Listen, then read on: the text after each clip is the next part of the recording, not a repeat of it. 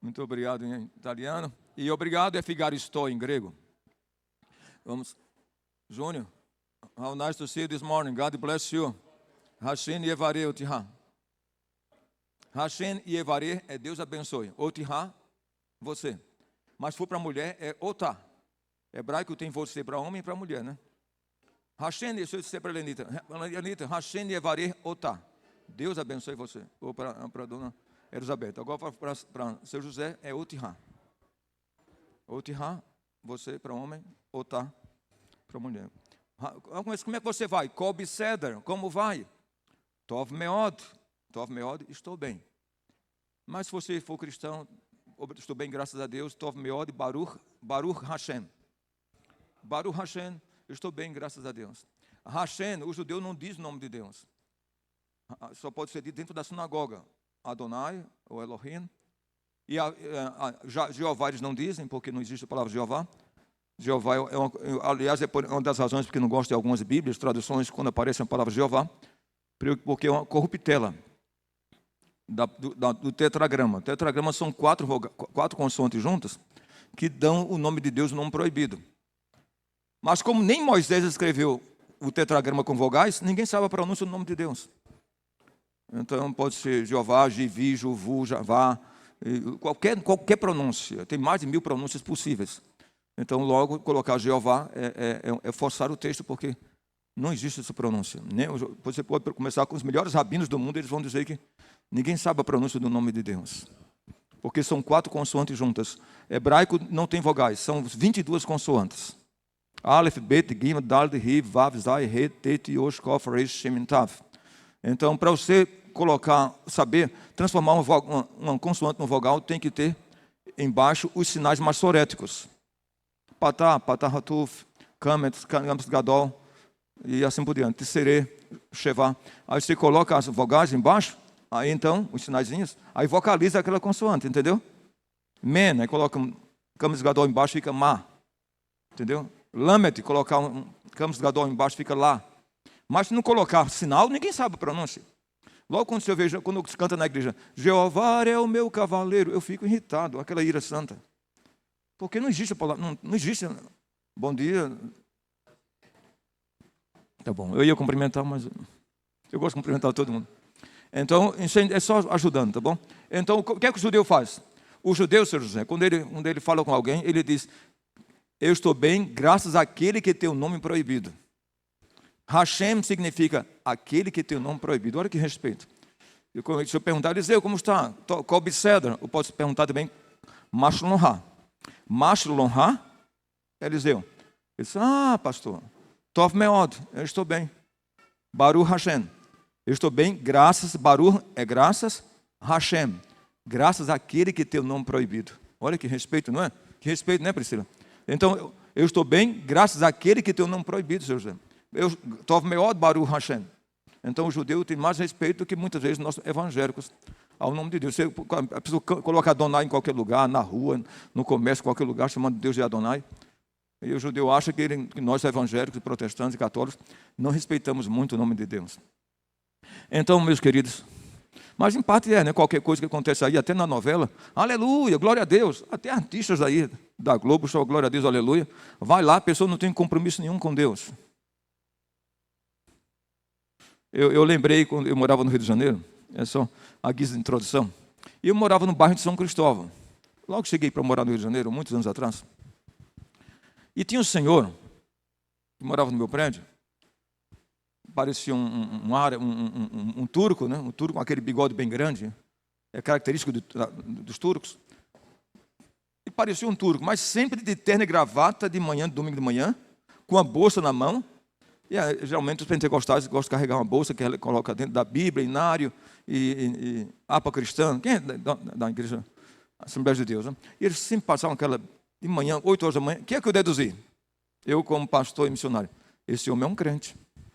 E depois de várias semanas, eu falei para minha esposa, Marilena, esse senhor deve ser um servo de Deus. Sempre que eu vejo descendo aqui no prédio, ele está de terno e gravata no domingo, muito educado.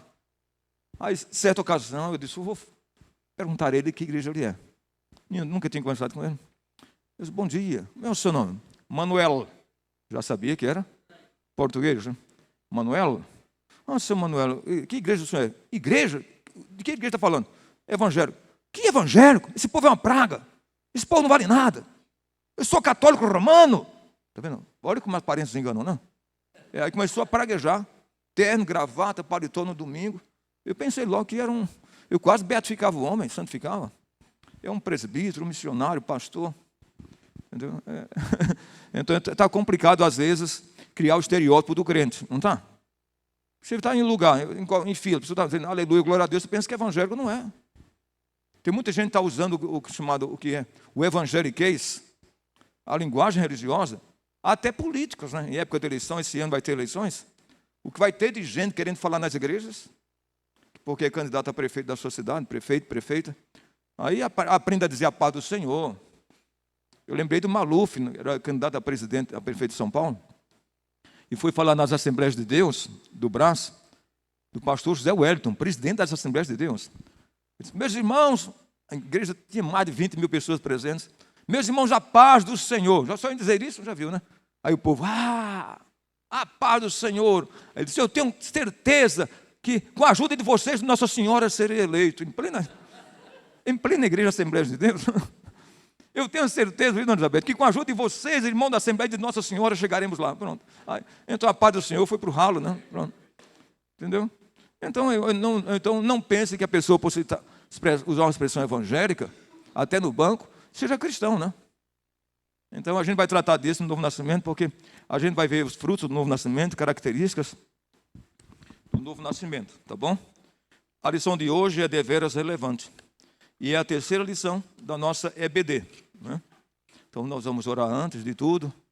Nós vamos conversar com Deus. André, vem aqui à frente, fazer uma oração, nos abençoar. Então vamos orar com o André e rogar a bênção de Deus. Estamos estudando o Evangelho de João, o quarto Evangelho. E vai ser uma bênção, tenho certeza absoluta. André, nos abençoe. Senhor Pai, Deus nosso Senhor, obrigado por estarmos reunidos aqui na Tua casa, podendo aprender um pouquinho mais sobre a Tua Palavra, pelos Teus ensinamentos que o Senhor deu ao João, ao apóstolo João, e que nós possamos compreender tudo que formos escutar aqui agora, que as palavras venham, Pai, e que elas sejam abençoadas por Ti, meu Deus. O Senhor cuida de nós, cuida do nosso domingo e cuida da nossa EBD, Pai. Isso é tudo que Ele peça, é a direção de Jesus. Amém. Obrigado, André, por sua oração ungida e abençoada. Muito obrigado, meu querido amigo. Vamos abrir a Bíblia agora, porque já que a lição é uma exposição, é uma mensagem expositiva do Evangelho de João, vamos ler então o Evangelho de João, capítulo 3, tá bom? Eu quero que a nossa classe se caracterize como uma classe da Bíblia. Podemos até chamar a classe Bereia. Lembra quem foi os bereanos? Quando o apóstolo São Paulo chegou lá em Bereia, na sua segunda viagem missionária, a Bíblia diz que eles iam ver pelas Escrituras se as coisas eram de fato como Paulo dizia. Que Paulo foi expulso de Tessalônica e foi para Bereia. Os tessalonicenses nem quiseram ouvir Paulo. Mas os bereanos, diz o texto, ora, os bereanos foram mais nobres do que os cidadãos de Tessalônica, porque iam ver nas Escrituras se as coisas eram de fato como Paulo dizia. Então os bereanos eram biblistas, eram pessoas apegadas às Escrituras sagradas. Assim, eu tenho uma igreja batista bem grande nos Estados Unidos, eu até preguei lá algumas vezes. Quando morava nos Estados Unidos, eu preguei muito em várias igrejas, inclusive na igreja batista. E tinha a igreja batista, eu tinha um colega meu que fazia doutorado comigo na universidade, que ele era pastor da igreja Bereia. É chamado Berea Baptist Church, igreja batista bereana. É uma denominação dos Estados Unidos. Mas eles são, queridos, olha, são apegados à Bíblia, é uma coisa admirável. Eles só cantam louvores se o louvor estiver na Bíblia. Eles cantam a Bíblia. Sabe o que é cantar a Bíblia? Cantar só textos da Bíblia. Porque eles dizem lá que se você canta o texto da Bíblia, não está é impossível cantar alguma heresia, porque está cantando a própria Bíblia. Então nós vamos abrir então Evangelho de João, capítulo 3. E nós vamos ler no capítulo 3 do Evangelho de João até o versículo 15, tá bom? Até o versículo 15. Vamos ler na palavra de Deus. Eu gosto de participação. Tiago, vem aqui à frente, Tiago. Tiago, vai ler para a gente esse texto da palavra de Deus. Tiagão, eu já estou com a Bíblia aberta aqui. É letra grande. Então, para você que é jovem, não há problema, não problemou. Tem auxiliar. Então, você vai ler Tiago do capítulo 3, de 1 a 15. Vamos ver a leitura que Tiago vai fazer? Havia entre os fariseus um homem chamado Nicodemos, um dos principais dos judeus. Este, de noite, foi ter com Jesus e lhe disse: Rabi, sabemos que és mestre vindo da parte de Deus, porque ninguém pode fazer estes sinais que tu fazes, se Deus não estiver com ele. A isto respondeu Jesus: em verdade te digo que, se alguém não nascer de novo, não pode ver o reino de Deus. Perguntou-lhe Nicodemos: como pode um homem nascer, sendo velho? Pode, porventura, voltar ao ventre materno e nascer segunda vez? Respondeu-lhe Jesus: em verdade eu te digo, quem não nascer da água e do Espírito não pode entrar no reino de Deus. O que é nascido da carne é carne, e o que é nascido do Espírito é Espírito. Não te admires de eu te dizer: importa-vos nascer de novo? O vento sopra onde quer, ouves a sua voz, mas não sabes de onde vem, nem para onde vai. Assim é todo o que é nascido do Espírito. Então lhe perguntou Nicodemos: como pode suceder isto? Acudiu Jesus: tu és mestre em Israel e não compreende estas coisas. Em verdade te digo que nós dizemos o que sabemos e testificamos o que temos visto. Contudo, não aceitais o nosso testemunho. Se tratando de coisas terrenas, não me credes, como crereis se vos falar das celestiais? Ora, ninguém subiu ao céu, senão aquele que de lá desceu, a saber, o Filho do Homem, que estás no céu.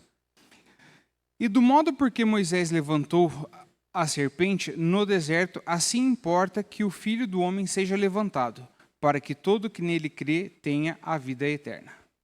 Muito obrigado, Tiago. Muito obrigado por essa excelente leitura que você fez, meu querido amigo. Vejam bem que vamos estudar juntos, né? O Evangelho de João é um evangelho fascinante. Essa é a razão porque, via de regra, quando alguém tem uma experiência conversionista, ou quando alguém se converte, é melhor dizer quando alguém tem uma experiência conversionista, porque ninguém converte-se a si mesmo, né?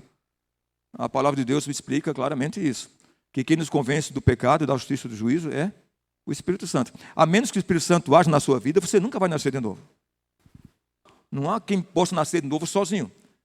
Nasceu de novo porque o Espírito Santo já estava trabalhando na sua vida, forjando a nova vida no seu coração, né? É importante entender isso, né? Quer dizer, a soberania de Deus caminha junto com o livre-arbítrio. As duas coisas caminham juntos: soberania de Deus e livre-arbítrio.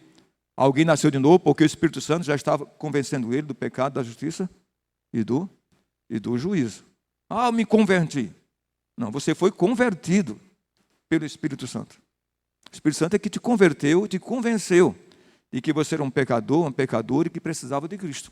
Se o Espírito Santo decidisse nunca agir em você, você não ia nascer de novo. Você pode ver os alcoólicos anônimos que tem por aí, os AAs da vida, de gente tentando mudar, clínicas de pessoas que são adictos são viciados, né? Então a ciência prefere chamar, fulano é viciado, melhor dizer que ele é um adicto. Então, tem tantos adictos por aí, mas se o evangelho não alcançar, ele não vai mudar, não. Havia um louvor que cantava antigamente: só o poder de Deus pode mudar teu ser, a prova que eu te dou, ele mudou o meu. Quem mudou o meu? O Espírito Santo. Não vês que sou feliz servindo ao Senhor, nova criatura sou, nova sou. Não lembra dessa música? Nova sou. Priscila gosta de cantar. Então, só o poder de Deus, Marcão, é que pode mudar alguém. E nós cantamos isso, não foi naquele quando recebeu o grupo de... Foi lá da praia? Você tocou, inclusive. Então, foi maravilhoso. Então, o nosso Eric Clapton, ali, não é verdade? Não é verdade? Não, ele toca muito bem. Se o Eric Clapton tocasse como ele, seria uma coisa maravilhosa.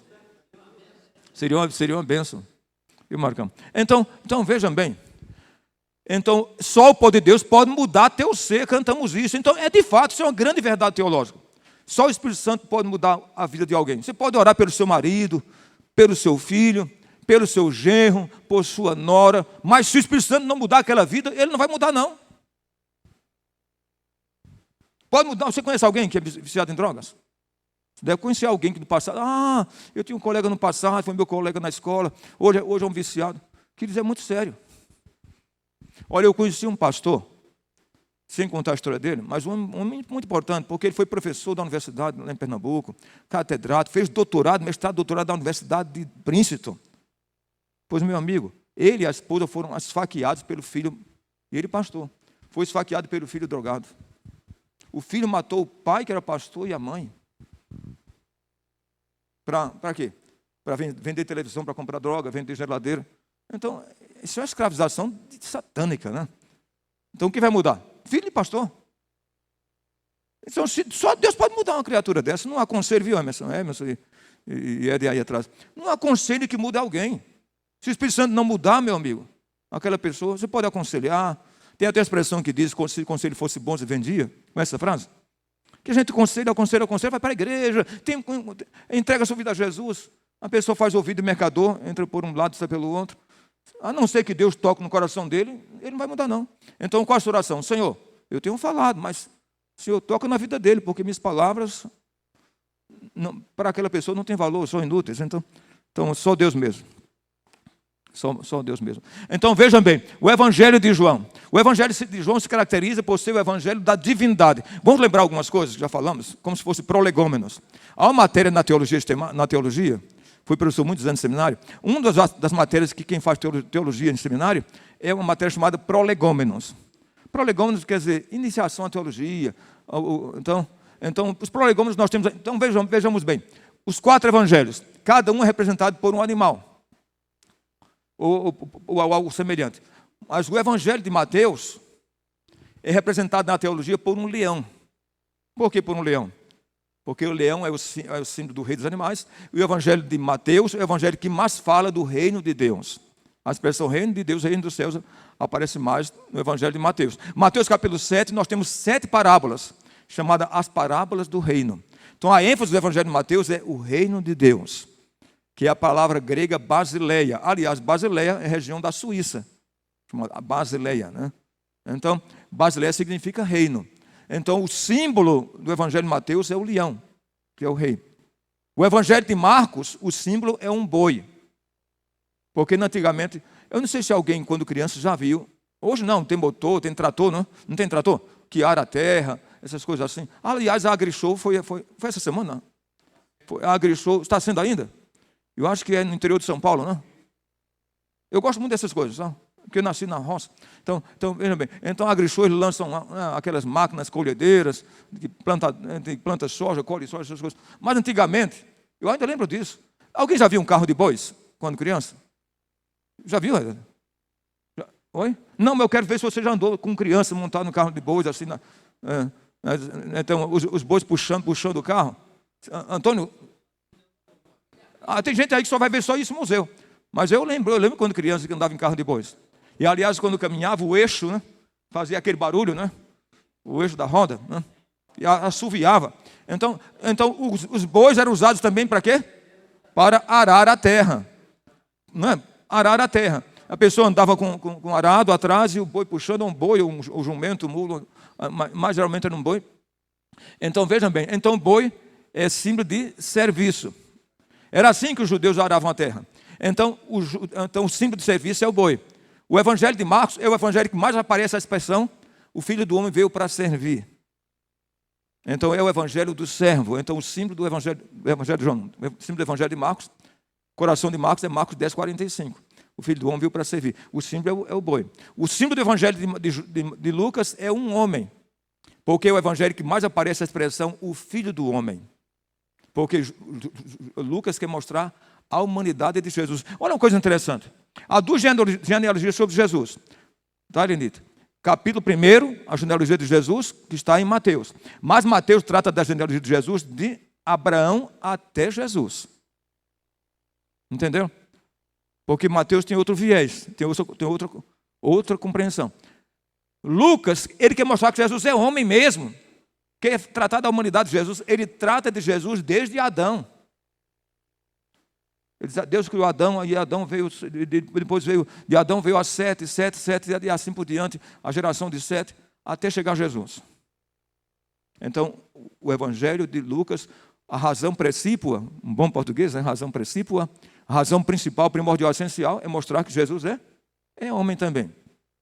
Mas o Evangelho de João, o símbolo é uma águia. A águia que voa para os píncaros mais altos, faz seus ninhos lá nas montanhas. Então, a águia é símbolo da deidade, da divindade, da soberania de Deus. A águia na teologia, tá bom? Então, o símbolo o evangelho da águia é o evangelho de João. É o evangelho em que aparecem as 7 expressões de Jesus. Ali na introdução da lição, o articulista diz: as 7 expressões de Jesus. Eu sou a fonte da água da vida, Jesus disse à mulher samaritana. Eu sou o pão da vida. Eu sou a luz do mundo. Eu sou a videira verdadeira, João capítulo 15, né? Eu sou a ressurreição e a vida, não é, Carlos? Carlos está bastante absurdo assim, compenetrado.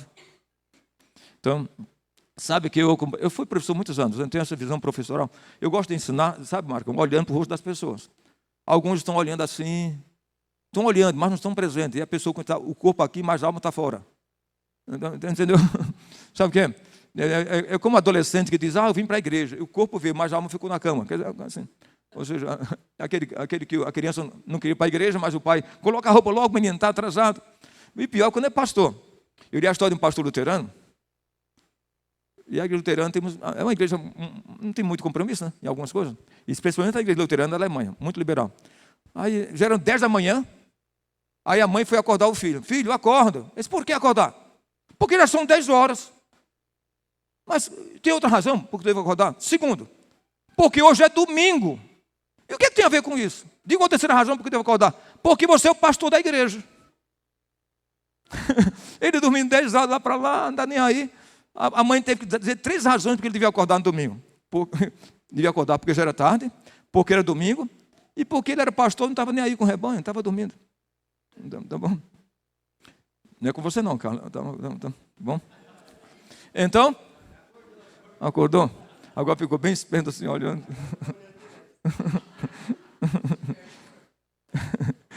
É a história do português que comprou um papagaio e venderam coruja para ele. E o Manuel levou a coruja para Portugal, né? E ele morava lá em Santarém, uma cidade de Portugal. Chegou lá com a coruja que o Marcão vendeu, dizendo que era papagaio. E ensinava, a coruja não falava. E o brasileiro, o carioca, né? Daí porque criaram, lembra aquele desenho Zé Carioca, que o Walt Disney criou? Aquele Zé Carioca é mostrando a malandragem do carioca já na década de 40, quando o Walt Disney criou o desenho. Então, o carioca que vendeu, e aí, ligou para ele: e aí, Joaquim, como é que está o papagaio que eu te vendi? Está falando? Não, ele não fala ainda, mas presta muita atenção. Então ele falava, a coruja ficava assim: olha, não fala ainda, não aprendeu a falar ainda, mas presta muita atenção, já é um bom começo, Então já é um bom começo o crente que não fala, mas presta atenção. Tá bom? Então vejam bem. Então a lição vai tratar do novo nascimento, mas veja a linguagem. A linguagem é uma linguagem de historiador, típica de um historiador. Olha como ele vai dizer: havia entre os fariseus. Quem escreve livros sabe a linguagem livresca. É diferente. Havia entre os fariseus um homem chamado Nicodemos, um dos principais dos judeus. Então Nicodemos era doutor da lei. E ele foi encontrar com Jesus. Mas vejam bem, quando ele vai encontrar com Jesus, o texto diz que ele foi encontrar Jesus de noite. Deixa eu perguntar a vocês aqui, de todo o coração. Naquela época, para andar à noite, não havia luz, não havia energia. Emerson. A pessoa tinha que andar com uma lamparina na mão. Por que você acha que ele foi procurar Jesus à noite? Para não ser visto. Muito bem, Eliseu. E o Goret? Então, como diz lá no sul, eu frequentava a igreja batista sulista, negra, né? E lá, quando tinha aquelas mamas, vai lá na frente, assim, quando fazia assim, meu amigo, pô, jogava até cadeira para cima. Então, começou o rap day e assim por diante. A igreja pegava fogo, viu? Quem louvou, Marcão. Se você for ao Mississippi, não deixe de visitar uma igreja batista negra. Você vai sair dali arrepiado e chegar aqui: pastor, vamos colocar mais fogo aí. Tem uma expressão que diz, ou você coloca fogo no púlpito, ou coloca o púlpito no fogo. Então, ou seja, é uma expressão, não? Porque às vezes tem sermão, às vezes pode ser muito intelectualizado, mas fica faltando unção, sabe? Aí então alguém falou, quem falou foi Moody era um pastor batista, né? Ele falou, olha, ou os pastores de hoje, século XIX, ou os pastores de hoje colocam fogo no púlpito, ou colocam o púlpito no fogo, porque a coisa tem que mudar. O meu amigo teve sermão de Moody, teve sermão de Dwight Moody, esse pastor batista. Emerson, olha o que eu estou dizendo. Quantas pessoas se converteram no dia de Pentecostes? 3.000 pessoas com Pedro. Teve sermão de Dwight Lima Moody, se converter 30.000 pessoas. Eu fui numa igreja domingo, uma certa igreja grande. E o pastor dizia, olha, quem quer a bênção de Cristo, quem quer andar com Cristo, vem aqui à frente. Aí o povo, foi umas 500 pessoas lá na frente. Eu fiquei olhando, olha gente, essa turma toda aqui está nascendo de novo, está se convertendo. Não foi isso que ele fez o apelo. Você ouviu o apelo antigo, dos pastores batistas antigos? Você já escutou os apelos de Billy Graham, na cidade de Billy Graham? Era apelos de conversão. Se você está arrependido dos seus pecados, quer ter um encontro com Deus, quer mudar de vida, vem aqui. Mas a pessoa diz, olha, quem está aqui com saúde, com doença, não sei o que, vem para frente. Isso é um apelo muito confortável. E depois, quem quer ser membro da igreja, quem quer andar com Cristo, vem aqui à frente. É claro que todo mundo quer andar com Cristo. Mas você perguntou a ele se ele está arrependido dos seus pecados, se ele quer mudar de vida. Porque antigamente o apelo era assim, né? Quem quer aceitar Jesus nesta noite, quem está arrependido dos seus pecados, vem aqui à frente. Era apelo para conversão mesmo. Então o pastor disse, olha, vê aquele mundão, pastor, olha quanta gente aqui está aceitando Jesus. Não foi esse o apelo que ele fez. Mas ele disse que aquela turma toda ali estavam aceitando a Cristo. Por isso que a gente tem que ter cuidado com o que o mais fácil não é levar alguém na frente. O mais difícil é o trabalho chamado pós-conversão. Porque muitas vezes quem foi lá na frente não se converteu. Se for perguntar, se ele está arrependido, não. Perguntaram se eu queria andar com Cristo, eu quero andar com Cristo. Entendeu? É diferente. É diferente o apelo. Então, vejam bem, quando Nicodemos foi procurar Jesus, ele foi à noite porque estava com vergonha. Ele não queria ser discípulo de Jesus. Ele queria andar ocultamente. Ele não queria ser percebido. Ele não queria pagar um preço. Olha, eu sou doutor da lei, vou lá. Alguém vai dizer, olha, um doutor da lei, procurando aquele Galileu. Que vergonha, que vexame. Então tem muita gente que não aceita Jesus porque são discípulos, são nicodemistas. Discípulos Nicodemos querem andar com Jesus de noite, igual a gato preto. O gato preto e de noite ninguém vê mesmo. Então muita gente eu sempre digo, são nicodemistas. Não querem nem mesmo que as pessoas saibam que ele foi visitar uma igreja. Eu lembro de uma certa feita, no programa de Jô Soares. Eu digo isso porque olha a situação. Jô Soares. A Jô Soares levou um grupo chamado Catedral. Alguém lembra do Catedral? Quando o verão chegar, eu quero se encontrar sempre. Era o Kim, né? Queridos, quem batizou a filha do Kim fui eu. Eu era o pastor do Catedral. Deixa eu explicar a vocês. Então, o Catedral falou comigo, pastor Antônio José, nós vamos falar lá, nós vamos ser entrevistados no Jô Soares. Eu falei, olha, por favor, segura a onda e dá testemunho, né? Chegou lá, aí o Jô Soares, que é muito esperto, disse. Aí conversou e disse, vocês são crentes? Aí eu não, a gente vai à igreja, a gente aparece lá, e eu assisti, né? Aí ele conversou, mudou, aí vocês são muito bons. Aliás, Kim, você tem uma voz parecida com aquele cara do Barão, como é que chama? Era o Barão Vermelho, né? Que ele imitava a voz. A voz do Renato Russo, muito bem, obrigado, Eda. Você tem a voz, o Jô Soares, você tem a voz parecida com o Renato Russo, você é muito talentoso. Aí, de repente, ele novo, e vocês são crentes mesmo? Segunda vez já. Aí disse, não, a gente vai na igreja, minha mãe é da igreja, a gente frequenta a igreja lá. Aí, o Jô Soares conversou, tergiversou, mudou de assunto, voltou de novo. E vocês têm compromisso mesmo com Cristo? Ele disse, não, nós somos religiosos. Aí, o Jô Soares, na lata, disse assim, vocês já negaram a Cristo 3 vezes aqui no meu programa, igual a Pedro. Olha o que disse Jô Soares. Vocês já negaram a Cristo 3 vezes no nosso programa aqui, igual a Pedro. Querido, olha que coisa, rapaz. Olha, aí eu falei com eles depois. Ó. Não, eles. Sabe o que é? Muito talento e pouca unção. Sabe o que é? Muito talento e pouco compromisso. Né? Então, mas é. Então, por isso que o Nicodemos queria, ele queria ser cristão, mas ele não queria ser percebido.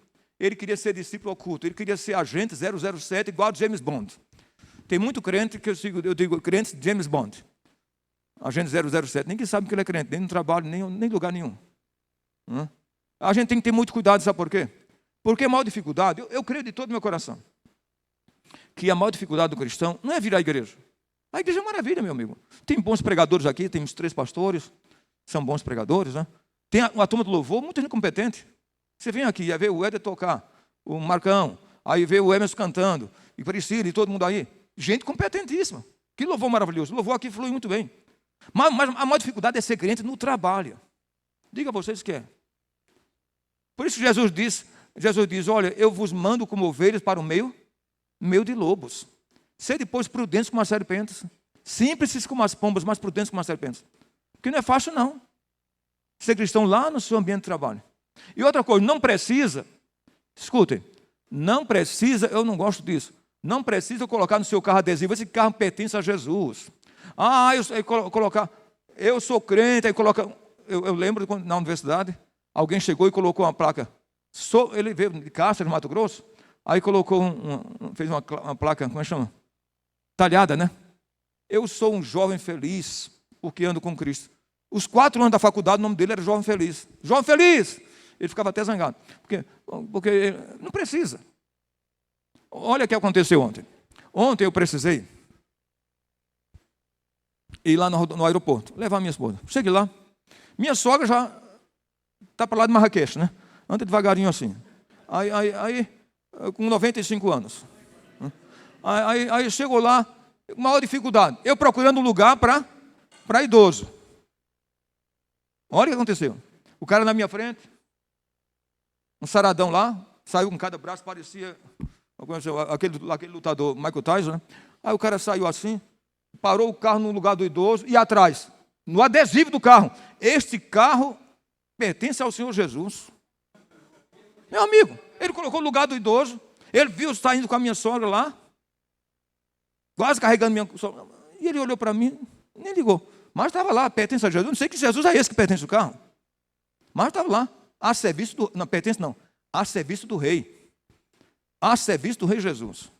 Aí o cara não obedece sinal de trânsito, diz palavrão no trânsito, coloca o dedo, mostra o dedo para todo mundo, e está o carro a serviço de Jesus. Então é meio complicado, né? Eu não gosto de criticar não, mas disse, olha, está vendo o cara? Parou o carro no lugar do idoso, ainda tem a serviço do rei. Entendeu? Aí ele vai ver o carro da esposa. Então vejam bem, primeira coisa, vamos perceber algumas lições? Eu coloquei algumas lições. Primeiro, antes de saber o que é novo nascimento, é bom saber o que não é. Vejam bem, isso é linguagem aristotélica. Filosofia tem o silogismo aristotélico. O pensamento aristotélico tem 2 sínteses e antítese. Por exemplo, primeira argumentação alfa. Todo homem é mortal. Argumentação beta. Eu sou homem. Argumentação delta, logo, eu sou mortal. Você entendeu? Todos os homens enfermam, adoecem. Argumentação beta.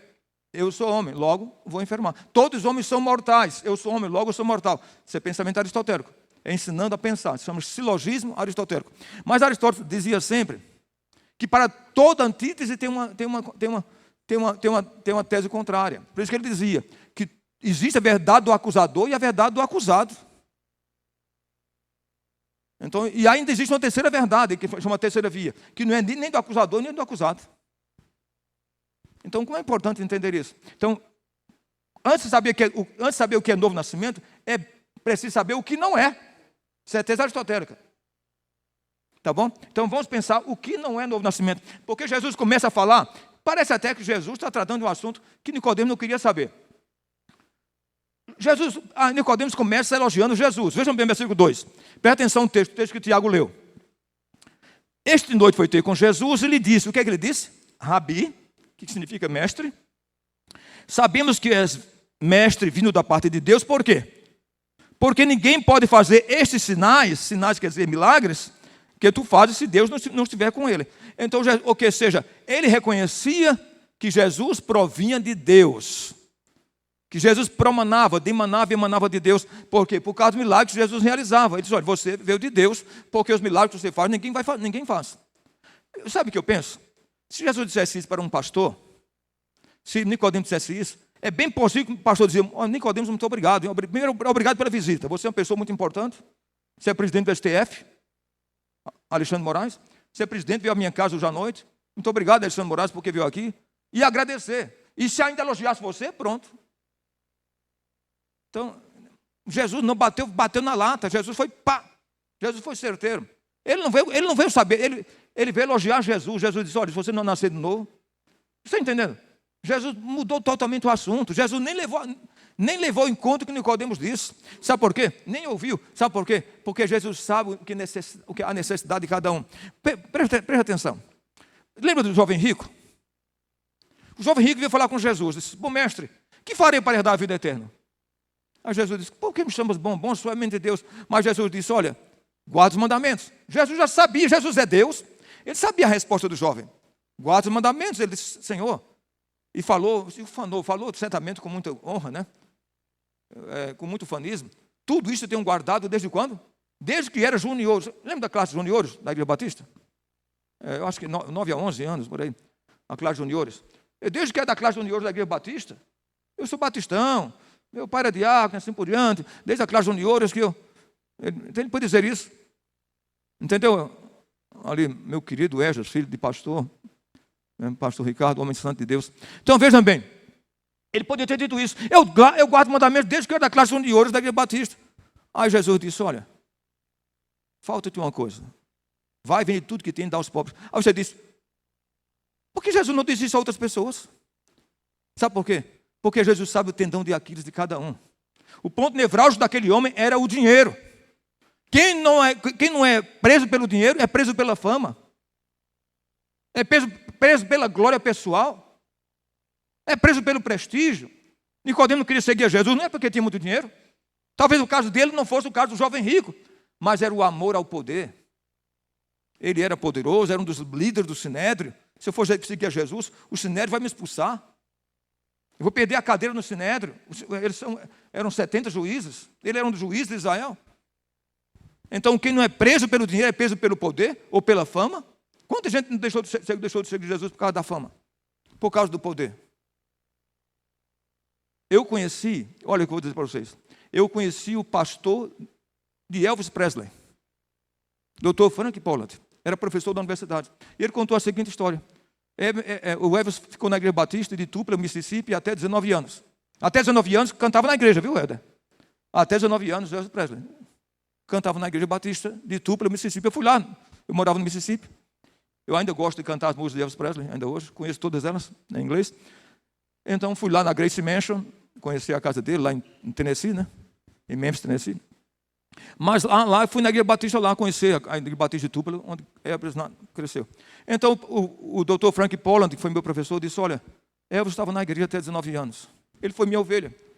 E quando ele estava passando problemas, que ele separou-se da Priscila Wesley, né? E foi uma confusão danada. Ela traiu ele com o massagista dela.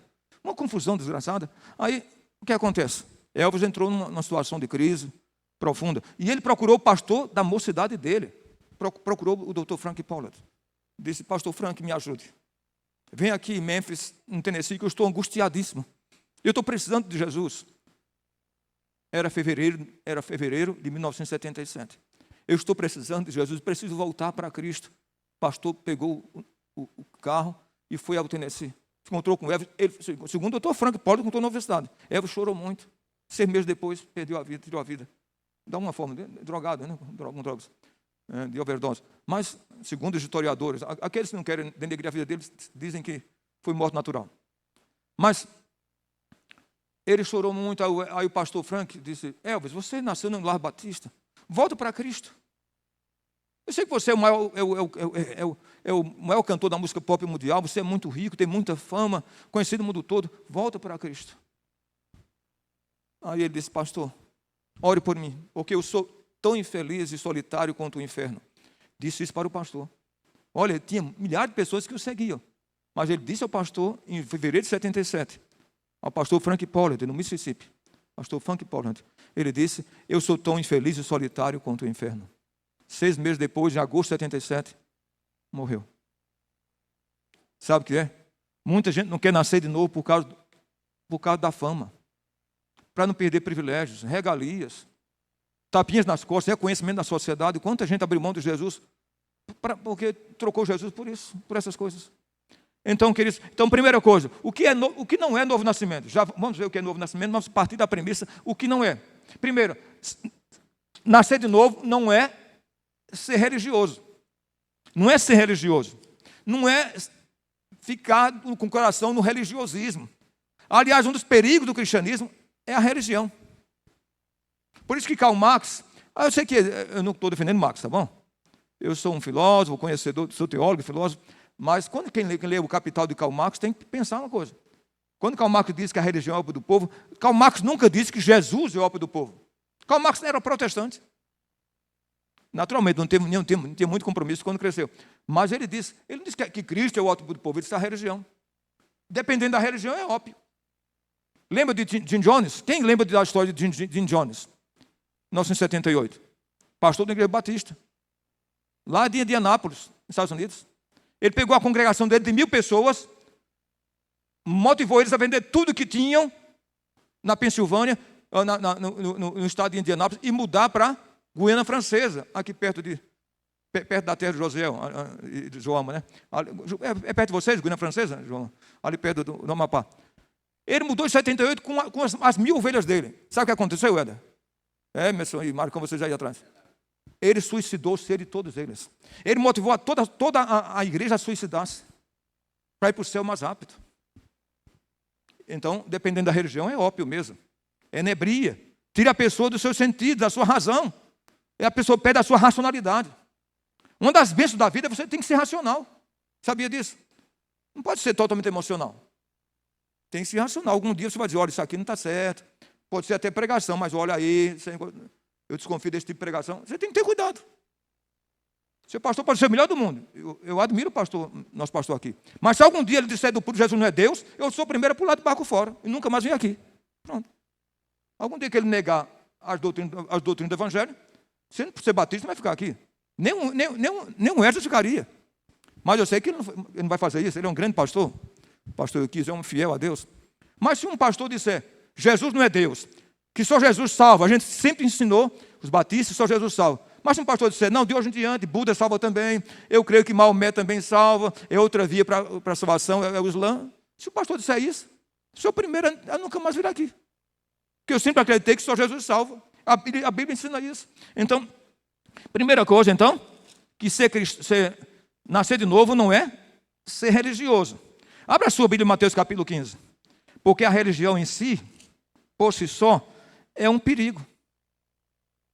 Entendeu? Então vamos ler o texto aqui? Olha o que Jesus falou. Capítulo 15, versículo 7. 7 a 9. Esdras, vem aqui à frente, Esdras. Olha, então, primeira coisa, nascer de novo não é ser religioso. O religiosismo é um perigo. Você vem para a igreja, porque se você não cuidar, você se torna simplesmente um cristão, um batista. Mas você não é só um batista. Você é um discípulo de Jesus. O seu compromisso transcende a religião. Você não deve confundir a religião com Cristo. Então, versículos 7 a 9. Hipócritas, bem profetizou Isaías a vosso respeito, dizendo: este povo honra-me com os lábios, mas o seu coração está longe de mim. E em vão me adoram, ensinando doutrinas que são preceitos de homens. Obrigado, Jesus, por sua bela voz. E obrigado por a leitura tão boa que fez. Estão vendo? Jesus chamou os judeus de hipócritas. Mas aquela turma toda ia para a sinagoga. O judeu era muito religioso. Na época de Jesus havia 4 religiões estabelecidas: os fariseus, os saduceus, os essênios e os zelotas. Eram 4 religiões estabelecidas. Era gente que procurava a religião, procurava a Deus, mas da forma errada. Da forma errada. Aquela turma era mais religiosa, tinha mais compromisso com a religião do que com Cristo. Lembra que Jesus disse? Que é necessário que todo profeta morra em Jerusalém? Porque não é possível que um profeta morra fora de Jerusalém. Vocês mataram os profetas, os vossos pais mataram os profetas, e vocês edificam os sepulcros, disse Jesus. Sabe que o discurso de Jesus era pesado, não é? O discurso de Jesus, se você olhar bem, o discurso de Jesus, hipócritas, guias cegos, olha as adjetivações. Hipócritas, guias cegos, raça de víboras, tudo quanto é coisa, sepulcros caiados. Jesus dizia isso para os religiosos da época. Está vendo? Hipócritas, vocês não são de Deus. Vocês me adoram, mas me adoram erroneamente. Só de lábios, vocês não têm compromisso. Então, primeira coisa, nascer de novo não é ser religioso. Aliás, o inferno está cheio de pessoas religiosas, mas que nunca andaram com Cristo. É muito importante isso. O que não é mais? Então, primeira coisa, já vimos que nascer de novo não é ser religioso. Mas vamos mais além. Nascer de novo também não é simplesmente a pessoa fazer boas obras. Alguém pode ser muito virtuoso, não pode? A Bíblia não condena as boas obras, mas a Bíblia condena você achar que a meritocracia salva. Por isso que Jesus diz, olha, quando vocês fizerem boas obras, viu, Juarez, lá atrás, não saiba a tua mão esquerda o que faz a tua direita. Por que Jesus diz isso? Quando vocês jejuarem, Jesus não foi contra o jejum, mas é que ele diz, quando é jejuar, ele não pode chegar aqui com o rosto pálido, não, você está passando mal, estou mal porque faz uma semana que eu não como, eu estou em jejum e oração. Não precisa dizer isso. Se ele disser isso, já não tem mais valor o jejum dele. Então, como é importante entender isso? Porque a palavra de Deus faz questão de mostrar isso? Porque pode ser que o cristão simplesmente faça as coisas pensando na sua glória pessoal. E quando a gente faz uma coisa assim, pensando na glória pessoal, já deixamos de ser recompensados. Vejam bem, Isaías 64, versículo 6. É aqui. Isaías 64, versículo 6. Olha uma coisa interessante. Isaías 64, 6. Então a gente tem que entender que as suas melhores obras, pensa uma coisa, as suas melhores atitudes. Se você dissesse, olha, nós somos salvos por meritocracia, a Igreja Católica crê nisso, né? Você é salvo não somente pela morte de Jesus, mas também pelos méritos pessoais, pelas boas ações que ajudam você na sua salvação. A Igreja Católica crê que as boas obras corroboram com a salvação. Você que é um cristão, não somente batista, mas é um cristão neotestamentário, que segue a Bíblia, você sabe que a salvação é por pura graça. Não existe meritocracia, existe graça-cracia. É tudo pela graça.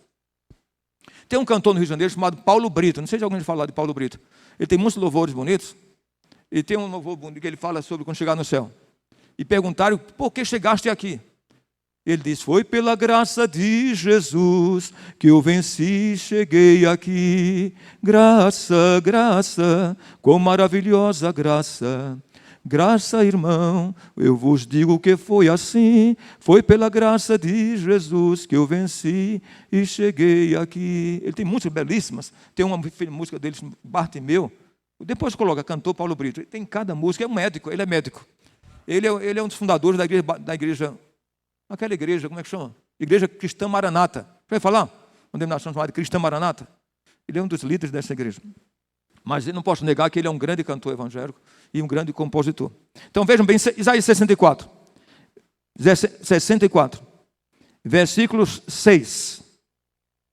Então, primeira coisa, a Bíblia desmistifica essa compreensão de que nascer de novo é simplesmente ser virtuoso. É importante isso. Vamos ler o texto? Maricel. Não é Maricel? A muito digna esposa do nosso querido Esdras. E eu sempre chamava Marisol. Mas depois que lembrei que Marisol era uma atriz de uma novela mexicana. Não tinha uma novela mexicana, tinha uma atriz chamada Marisol? É isso mesmo? Olha, eu não assisto novela mexicana não, viu? Quem assiste é Eliseu, mas ele está lembrando a mim. Versículo 64. O pior de novela mexicana, você começa a assistir, daqui a pouco está chorando, viu, Emerson? Porque aquele negócio é um drama. 64, 6. Mas todos nós somos como o imundo, e todas as nossas justiças como o trapo da imundícia. Todos nós murchamos como a folha, e as nossas iniquidades, como um vento, nos arrebatam. Muito obrigado, Maricel. Presta atenção.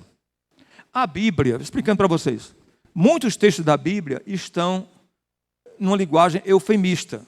O que é eufemismo na língua portuguesa? Fui professor muitos anos de português, tá bom? Logo quando o pastor prega, eu fico olhando, ainda que não queira, olhando o português que foi usado, a linguagem. Aliás, eu acho que todo pastor devia ter um pequeno curso de língua portuguesa, porque os programas são televisionados, né? A gente tem que usar a linguagem direta. Em lugar de dizer, irmãos, então, vou dar exemplos, mas então a linguagem é eufemista. O que é eufemismo? Eufemismo é você atenuar a ideia para se tornar mais palatável, apetecível, aceitável.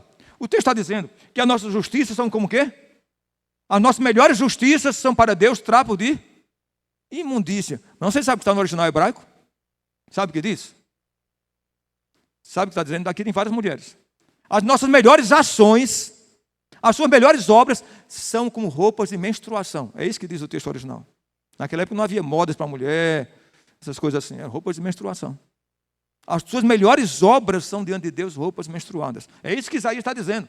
Aí na tradução diz trapo de imundícia. Então, queridos, não pense que nascer de novo é fazer boas obras, porque boas obras sem Deus é isso aqui. Estão entendendo? Então, é importante entender o que não é ser religioso. É importante entender o que não é ser religioso. Ser religioso, nascer de novo não é ser um religioso. Nascer de novo não é ser um virtuoso, porque muita gente é. Você sabia que Adolf Hitler não bebia, não jogava e odiava jogos de azar e matou 6 milhões de judeus? Já viu alguém dizer? Fulano é quase crente. Ele não bebe, não fuma. Já viu a expressão? Eu tenho um colega de trabalho que é quase crente. Ele não bebe, não fuma, não joga. Tem muita gente que não é crente que... Você sabia que muitas pessoas que foram até serial killers, matadores seriais, eram pessoas virtuosas, educadas, polidas? Aquela pessoa diz, vou matar, vou esfolar. Não faz nada não. Pior é aquele que fica calado, entendeu? Vai pensar em casa, maquinar o mal. Porque tem gente que mata e vai para casa da sogra, a Polícia Civil encontra ele 10 minutos depois. Mas olha o poderoso chacal, que a Interpol, o KGB, a CIA e Mossad e Shin Bet procuraram ele por 30 anos sem conseguir encontrar. Falava 14 idiomas, o indivíduo é educadíssimo, polido. É perigoso gente assim, sabia? A gente que é o diabo, mas é um lobo vestido de ovelha. É um perigo isso. Matadores seriais, muitas vezes, são educadíssimos, polidos. Então a gente tem que ter muito cuidado com isso. Então, por isso que a palavra de Deus nos ensina a fugir do mal e da aparência do mal. Por quê? Porque você tem um colega de trabalho e diz, olha uma história. Faz alguns anos eu encontrei aqui uma família, olha o que aconteceu. Uma família vinda do Líbano, não vou dizer porque não quero denegrir, não é igreja batista não, é outra igreja. Eu conheci uma família, eles vieram do Líbano, mas eles eram de uma igreja cristã maronita. A igreja do Líbano, não sei se você não sabe, a igreja cristã maronita é um cristianismo que tem quase 2.000 anos. Ele não segue o catolicismo.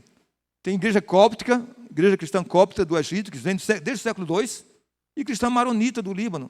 São cristianismos muito antigos. E ele veio para o Brasil. E teve uma experiência de conversão numa determinada igreja aqui em Curitiba. E eu fui visitá-lo aqui no bairro do Seminário, alguns anos atrás. Ele pediu visita. Cheguei lá, um senhor idoso começou a chorar. Ele tinha tido até câncer, né, no esôfago. E ele falava de forma fanha, porque voltou a falar, mas com aparelho ajudando, né? Aí ele contou, pastor, o senhor é pastor? Sim. Eu perdi tudo que tinha no Brasil. Me converti numa igreja evangélica e eu fiz um acordo com um homem que disse que tinha uma coisa de investimento, como é que chama? Uma carteira. Alguém tem trabalho em banco? Carteira de investimento. Sabe o que é carteira de investimento? E por sugestão dele, eu coloquei todo o dinheiro que eu trouxe do livro nas mãos dele, como na carteira de investimento. Ele era membro daquela igreja, aquele outro cara. Sumiu, levou todo o dinheiro daquele homem libanês, recém-convertido, chegado ao Brasil. Ele disse, olha, se eu não fosse nascer, se eu não tivesse Cristo mesmo, eu nunca mais queria saber de religião, porque um cristão me enganou e levou tudo que eu tinha. Não é de chorar uma coisa dessa? Uma pessoa vem do Líbano, vem para cá, se converte, aceita Jesus. Você que é daquela igreja, o engana, fica com todo o valor que ele tinha, era uma alta quantia, desaparece e some. E aquele homem idoso disse, olha, se eu não fosse nascido de novo, eu não queria mais saber de Jesus nem da igreja, porque um cristão levou tudo o que eu possuía. Olha que situação. Então, muitas vezes, a gente tem que entender o que não é nascer de novo. Nascer de novo não é ser religioso. Tem muita gente que é religiosa, mas nunca nasceu de novo. Nascer de novo não é ser virtuoso, porque tem muita gente que tem virtude, mas as obras deles são trapo de imundícia diante de Deus. E nascer de novo não é viver da aparência. Não tem uma expressão que diz? Que não basta ser a mulher do rei. Como é que não tem? Não tem expressão? Não basta ser a mulher do rei. Preciso agir como a mulher do rei, uma coisa assim. Não basta parecer ser crente, mas tem que cuidar aí fora dessas coisas. Quem conhece você? Eu conheci um colega, Marcão trabalha, é contabilista, né? Então, eu sou pastor, muitos anos. Eu nunca declarei, mesmo como pastor, nunca deixei de declarar imposto de renda. É meu dever, é minha obrigação. E eu cheguei numa igreja, eu fui declarar imposto de renda. Aí cheguei lá, o senhor disse, não, o senhor é pastor? Ninguém sabe, o governo nem sabe se o senhor recebe, se não recebe. A igreja não, como é que chama? Não tinha, como é que chama? Não tinha carteira assinada, né? Ninguém sabe. Aliás, ele falou, o bispo fulano de tal, aí foi dizendo o nome dessa igreja. Essa igreja que tem bispo por aí. Bispo fulano de tal, o pastor presidente daquela igreja enorme, tem quase 10 mil membros. Não paga imposto, não. Só vê pagar imposto de renda? Não precisa. Eu disse, não, eu preciso. Mas não precisa. Não, o meu quero é declarar. Mas você entendeu? É muito complicado isso. É como aquele cristão que tem empresa, mas criou o Caixa 2. Ele é cristão, mas os empregados, ele não declara imposto de renda, não declara, como é que chama? Aquela 10%, 8% do FGTS, né? Não recolhe, mas ele é cristão, está dizendo aleluia, glória a Deus na igreja. Então, é muito complicado. Então, ser cristão não é simplesmente guardar a aparência de ser cristão.